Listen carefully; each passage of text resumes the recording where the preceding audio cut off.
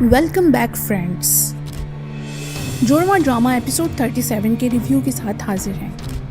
Episode کے start میں آپ نے دیکھا کہ سرمد سارا کو اپنی اور زارا کی فیوریٹ جگہ پر لے کر جاتا ہے۔ سارا کہتی ہے کہ زارا نے اسے یہ جگہ دکھائی ہے، وہ یہاں شوٹنگ کرتی تھی نا۔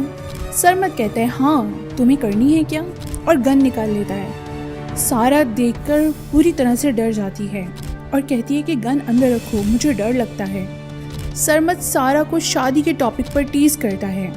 وہ کہتا ہے کہ اگر زارا کو وہاں رہنا ہے تو وہ وہاں رہے، اور تم یہاں ہو تو میں تم سے ہی شادی کر لیتا ہوں، جس پہ سارا پریشان ہو جاتی ہے۔ سارا کو سرمد تنگ کرتا ہے مگر وہ ڈرپوک الٹی باتیں کرتی ہے۔ وہ کہتی ہے کہ وہ سرمد کو مار دے گی اور خود کو بھی، مگر سرمد تو بس مذاق کر رہا تھا۔ زارا مظہر کے کمرے میں آتی ہے۔ مظہر اس سے پوچھتا ہے کہ تم کہاں تھی؟ وہ سوٹ دکھاتی ہے کہ میں گفٹ لائی ہوں آپ کے لیے، میں شاپنگ پہ گئی تھی۔ وہ مظہر کو بتاتی ہے کہ وہ زارا کے لیے کیا ہے۔ زارا یعنی سارا اسے اپنا ہیرو مانتی ہے۔ مظہر کو احساس ہوتا ہے کہ کاش اس نے شازیہ کی بات سنی ہوتی، اور فلیش بیک میں آئے گا کہ مظہر نے شازیہ کو دھکے دے کر گھر سے نکال دیا تھا۔ دوسری طرف زارا یعنی سارا شازیہ کے لیے چوڑیاں لاتی ہے اور زارا بن کر ماں سے محبت جتاتی ہے۔ شازیہ کی خوشی دیکھ کر سارا دل ہی دل میں اپنی ماں کے بارے میں بھی سوچتی ہے کہ اگر اس کی ماں بھی زندہ ہوتی، وہ اس کو نہ چھوڑ کر گئی ہوتی، تو وہ بھی ایسے ہی اس سے محبت کرتی اور خیال کرتی۔ زارا عادل کی باتیں سوچ کر پریشان ہوتی ہے اور عادل سے محبت کا سوچتی ہے، اور خود سے ہی باتیں کرتی ہے کہ میں سارا نہیں ہوں، وہ مجھ سے محبت نہیں کرتا، مجھے تو ابھی اور بہت کچھ کرنا ہے۔ سلمیٰ مظہر کے گفٹس دیکھتی ہے۔ مظہر اسے بتاتا ہے کہ یہ سب سارا لائی ہے اور وہ مجھے اپنا ہیرو سمجھتی ہے۔ سلمیٰ سارا کی تائید کرتی ہے اور مظہر کو بتاتی ہے کہ آپ نے کبھی اس کو سمجھا ہی نہیں۔ سلمیٰ سارا کی دوست کی فیملی کی بہت تھینکفل ہوتی ہے کہ انہوں نے سارا کو اتنا کانفیڈنس دیا، اور مظہر سے کچھ اس طرح سے ریکویسٹ کرتی ہے کہ آپ سارا کو عادل کے ساتھ جانے سے منع کریں، کیونکہ فرحت یہ سب کا غلط مطلب لے کر ریئیکٹ کر سکتی ہے۔ وہ سارا کے لیے بہت خوش ہوتی ہے اور مظہر کی تعریف بھی کرتی ہے۔ وہ کہتی ہے آپ مسکرایا کریں، بہت اچھے لگتے ہیں۔ شازیہ نانا میاں کو اپنی چوڑیاں دکھاتی ہے، جس پر وہ خوش ہو کر ایسا کہتے ہیں کہ اس کا MRI کروا لو، یہ ایسی تو نہیں تھی۔ پھر شازیہ اپنی دوسری بیٹی کا ذکر کرتی ہے۔ نانا میاں اسے بتاتے ہیں کہ شاید وہ اگر زندہ ہوتی تو تمہاری جیسی ہوتی۔ پھر نانا میاں زارا کا پوچھتے ہیں، دونوں اس کی بچپن کی باتیں یاد کرتے ہیں۔ شازیہ کہتی ہے کہ فرحت نے مجھے میری دوسری بیٹی کیوں نہیں دی؟ نانا میاں کہتے ہیں معلوم نہیں، مجھے تو یہی بتایا گیا کہ وہ خود ہی مر گئی، اور اگر وہ نہ مرتی تو فرحت اسے مار دیتی۔ نانا میاں اور شازیہ زارا کی شادی کے بارے میں ذکر کرتے ہیں۔ وہ دونوں سرمد اور اس کی ماں کا ذکر کرتے ہیں۔ نانا میاں شازیہ کو احساس دلاتے ہیں کہ سرمد انہی کا پوتا ہے، پریشانی کی بات نہیں، وہ زارا کا بہت خیال رکھے گا۔ مگر شازیہ کو تو دل میں ڈر ہے، وہ شرائط کی بات کرتی ہے۔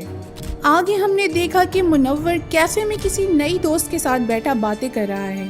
جیسا کہ آپ سب جانتے ہیں، منور فطرتاً لالچی ہے، سو یہ بھی اس کا کوئی نیا شکار ہی ہوگی۔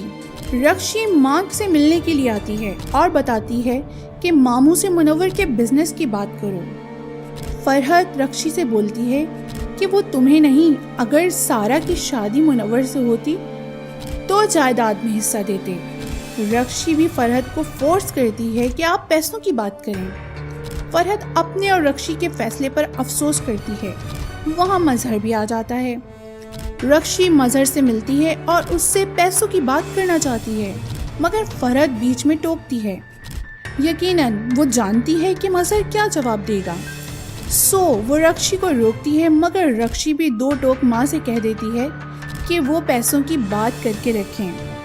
رکشی عادل سے ملتی ہے اور منور سے متعلق عادل کو بتاتی ہے۔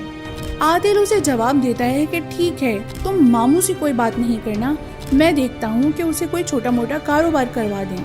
وہ فرحت سے پوچھتا ہے کہ کاروبار کی بات منور نے خود کی ہے، تو فرحت سارا بلیم خود پہ لے لیتی ہے۔ ساتھ ہی عادل سارا سے شادی کے لیے بات کرنے کو بھی کہتا ہے، جس پہ فرحت سختی سے یہ جواب دیتی ہے کہ وہ سارا نہیں رہی، اب وہ بہت تیز اور چالاک ہو گئی ہے، ایسا ہرگز ممکن نہیں۔ لیکن عادل اپنی بات پر ڈٹا رہتا ہے اور ماں سے کہتا ہے کہ اگر رکشی کے لیے میں کچھ کروں گا تو آپ کو بھی میرے لیے یہ کرنا ہوگا۔ شازیہ کو دکھاتے ہیں کہ وہ سارا یعنی زارا کو ڈھونڈتی لان میں آتی ہے اور کہتی ہے کہ تم یہاں کیوں بیٹھی ہو؟ سارا کہتی ہے میں نے کہاں جانا ہے۔ شازیہ کہتی ہے ایک دن تو جانا ہی ہوگا، پیپرز نہیں دو گی تو ہم تمہاری شادی کر دیں گے۔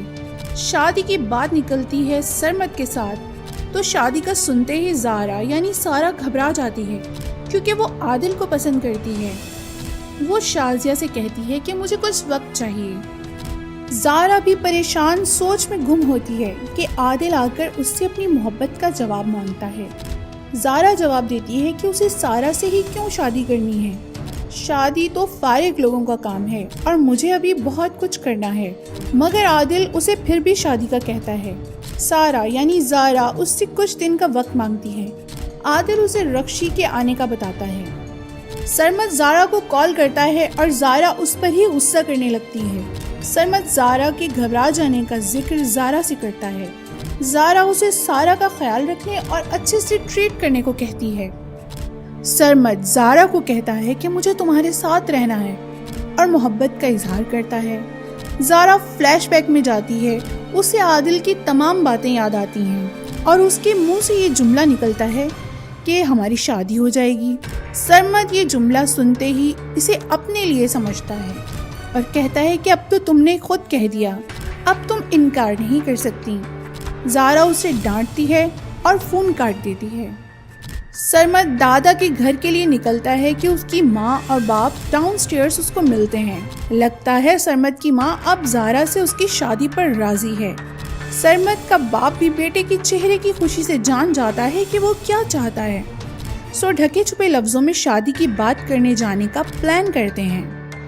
سلمہ سارا سے ناراض دکھائی دیتی ہے، وہ اسے عادل سے دور رہنے کی بات نہ ماننے پر ناراض ہوتی ہے۔